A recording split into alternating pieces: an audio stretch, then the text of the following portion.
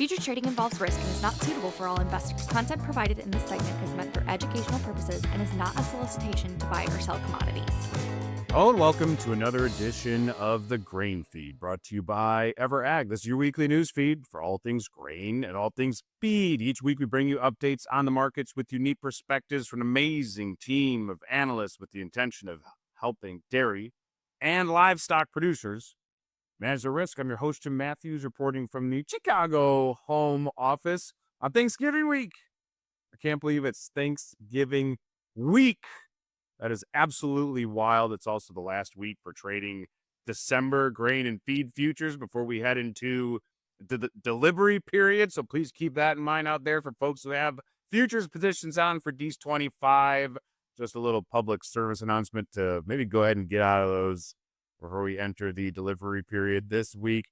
Joining us from Wichita, Kansas, Director of Feed Foundations, Mr. Jake Kingsley, and from our Chicago office, the newest member of the dairy producer team here at EverAg is Mr. Owen Tveldy. Team, how are we today?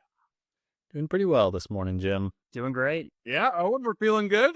Yes, sir. Happy early Thanksgiving. Happy early Thanksgiving. There you go. And Owen, of course, you're a longtime listener, first-time caller. That's correct. That is correct. Okay. Yep. Years of listening and finally got invited on. Very nice. Well, it is good to have you on. Owen, real quick, since it is your first time on the show, just give us a little elevator pitch about yourself here, bud. So my name's Owen Tveldy. I'm originally from Denver, Colorado. Around there, grew up on a dairy farm and made my way out to Chicago to do an internship at EverAg and got hired on a couple months ago and loving it so far.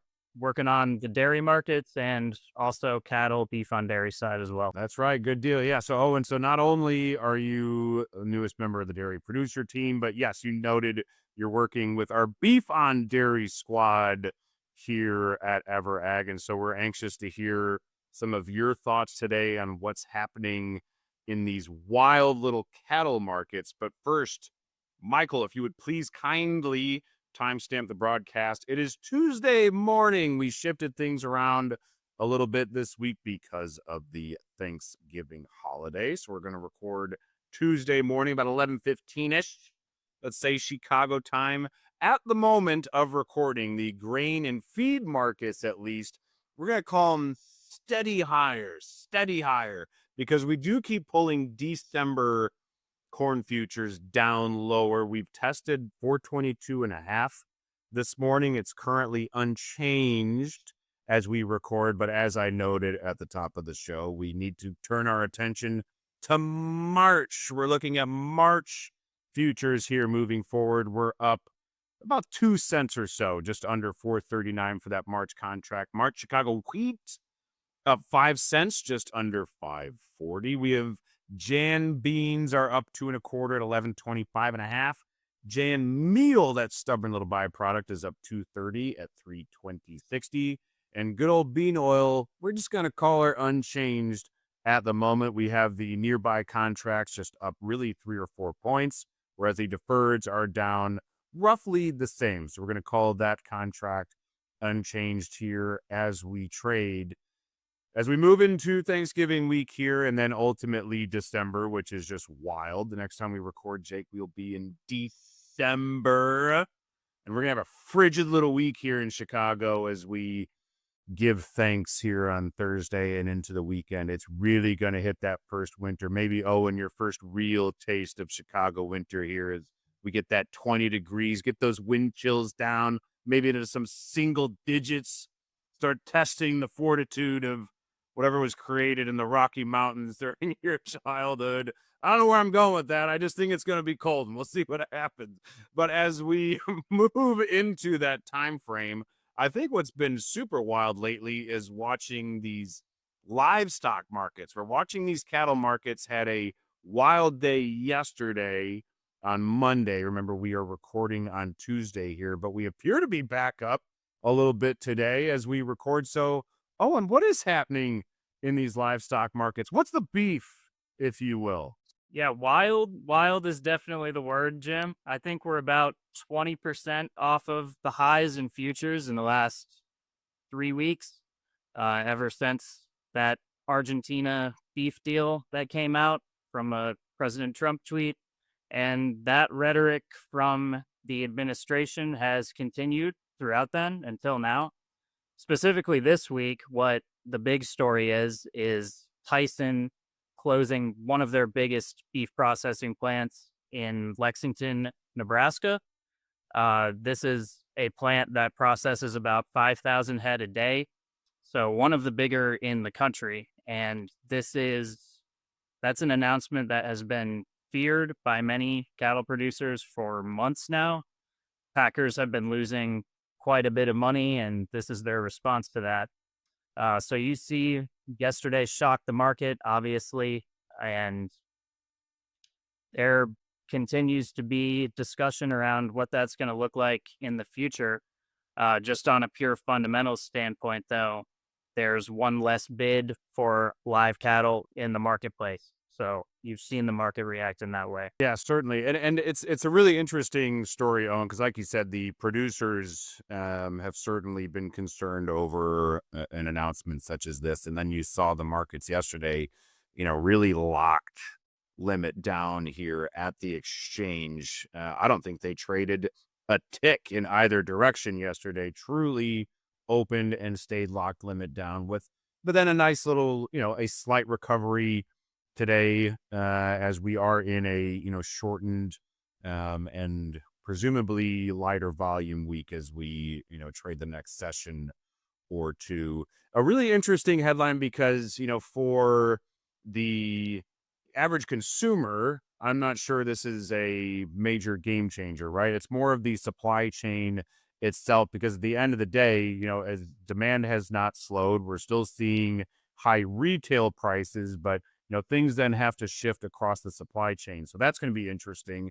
In terms of other macro news, Owen, you mentioned the Argentine, discussion from a couple weeks ago that has really, caused some volatility there because the markets initially viewed that as bearish and then wondered, how bearish is that really? But I think there's been some other news lately, regarding how we might work ourselves out with the Brazilians. Are there any updates on that front in terms of what we're chatting with Brazil about? Yes, there have been.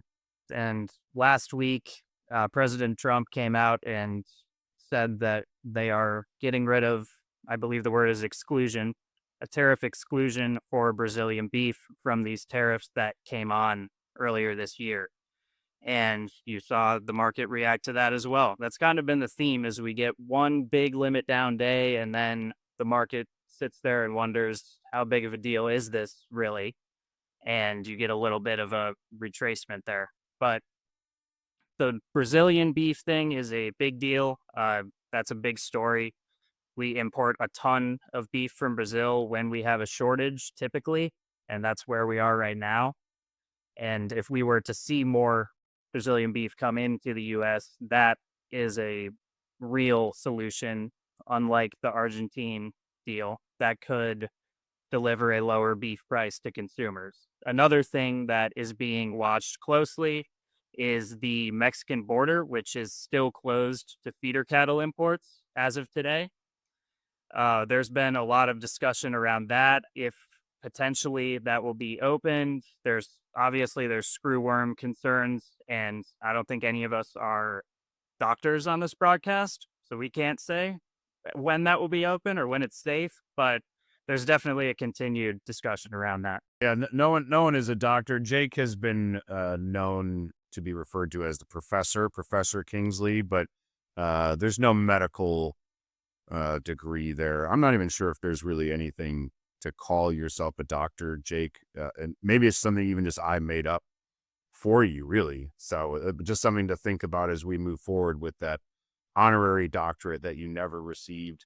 But to Owen's point, it's the macro discussion has been fascinating, right? You have that Argentine blip, which did cause some market mayhem, but then ultimately, what comes from that? But then the Brazilian story is real. The story from Mexico is real. We're all heavily intertwined at this point. But I think the one interesting note there, Owen, is that, once we had that very swift correction in these markets of, let's say, 10-ish%, what we've really done there over the last month has been more of kind of a steady grind lower. I think we are, there's no argument we've been in a downtrend now, for the last 5 or so weeks. But, really once we had a couple of those major sessions lower, that like third-ish week of October, where we then ultimately gapped down in the feeder markets, it's been a little bit of a couple days down aggressively, but like you said, we kind of were able to correct it a bit and find some strength before then, very slowly grinding back lower again. So it's going to be a really interesting trade. And again, for those of you managing this risk, please reach out, because we do have a great team of folks such as Owen on the beef on dairy team here at Everag. So please keep that in mind as we move through some always uncertain and lately very volatile times here in these markets. So thank you, Owen. Jake, Owen brought up the Brazilian market and trade, the Mexican market and trade, obviously something we have to watch from the grain and feed side as well. I think from a weather standpoint in South America, things have been pretty okay, right? I mean, there's nothing to really complain about on that front. We're trying to keep prices a little bit under pressure here, as I noted at the top of the show, in terms of where corn prices sit. Jake, what else are we missing right now in these grain and feed markets? Because corn is under some pressure, but we got beans and meal still managing to find some strength. So what's your take on these feed markets lately? Yeah, I think if we're missing something, it's still a good little bit of data from the government. We've got quite a bit of a backlog from this shutdown. Some of the commitment of traders, managed money reporting is going to be slow. A lot of the export information is back online, but going to continue to get more of that to fill in the gaps that we had from October and November there. So I think the market is still holding on to a little bit of a risk premium until we get the full picture of where repositioning occurred and what these new overall positions look like amid the shutdown. At the end of the day, I mean, we've seen it here the last couple of days. The market's been very quiet on the futures front. We're well off of the highs that we printed over the last 6 weeks. We still got some room to go to get down and revisit the lows that we had prior to harvest, if we can get back to those. But a very quiet trade here recently, and I think it's because we're pretty well wrapped up on harvest here in the U.S. You got a few spots here and there to clean up, but we're done with that. The South American crop is going into the ground right on time with pretty ideal conditions. So there's not a lot of fundamental information to trade around. We're kind of in a little bit of a typical seasonal lull here. And then, of course, you've got a short trading week, a lack of good data in some spots, and the market's just not doing a whole lot. I think we can probably expect something of a sideways chop for the next week or two until maybe we get that next WASDE report in December and we're a little more caught up on all the information that is out there to trade around. So by and large, we've had folks take advantage of that rally to catch some opportunity on the way back down, because as we had said early on, there wasn't a lot of fundamental change to drive that rally. So it felt like we could make a move lower. Folks took advantage of that. And now we got folks that were still exposed ahead of that move higher, taking the opportunity to get some coverage on specifically their corn needs January forward while we're back down here towards the lows. You can do some pretty cost-effective risk management in the March and May options. And then also starting to look at a little bit of new crop risk management for some folks, just in case we do see some sort of production hiccup in South America, where weather kind of drives down their yield numbers potentially, or we start to see exports go out the door, counter-cyclical to what we would normally see here in the U.S. next spring and summer. So protecting some of that while we've got a little bit of opportunity there, and just kind of waiting to see if we can get some further basis breakdown after the first of the year. So, Okay. And Jake, I think one of the reports that we do want to see, and you touched on this, is managed money. We're hoping we maybe would get that this week and or next week. I know it's going to be tricky with the Thanksgiving holiday. Grain and feed markets are open on Friday. So it's going to be a shortened session, but maybe hoping we get some of that government data to get a feel for where managed money sits. Because Jake, you and I were talking offline earlier today of, managed money is trying to figure out, again, we're operating on very limited government data over the past 2 months because of the shutdown, and are now trying to catch up to get some more of that data out.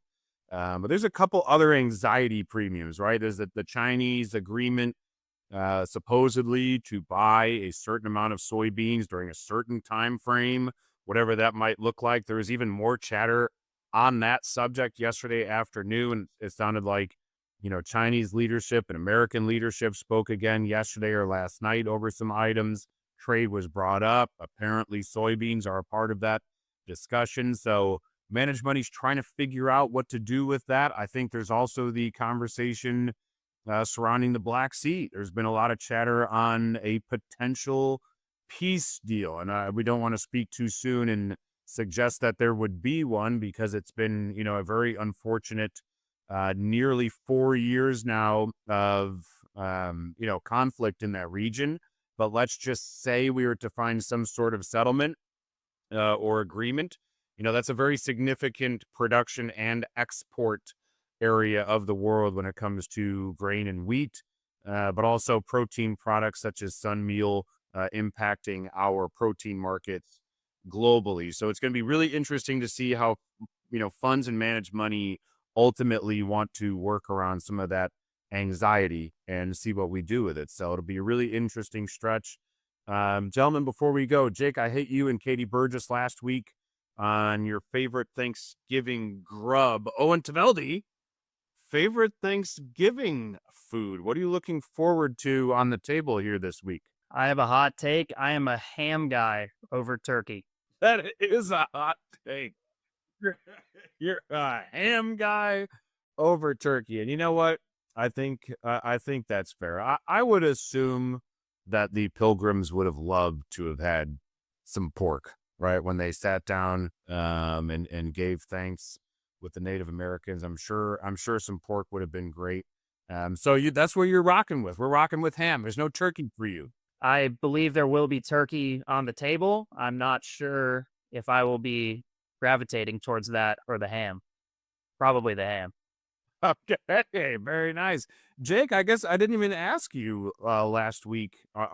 Will there be turkey with the Kingsleys, or is this a ham holiday? There will probably be both, but there will be turkey. I don't know if it's going to be roasted or fried this year. I'm not the turkey guy this year. Okay, so you'll fry some turkey. Somebody will. Yeah, I'm also on that camp of frying turkey. I'm going to go ahead and step far away from that one, and also have the local fire department on hand and ready. Gonna recommend a fire extinguisher for sure. Oh, goodness gracious. Well, that's fantastic to hear. I'm not hosting or in control of what will be at Thanksgiving this year, but now that you brought up some pork, I am hoping that we get a little ham there. So maybe I'll shoot over a text. I also don't want to run the risk though of them having them, ask me to go pick it up though. Then I run that risk.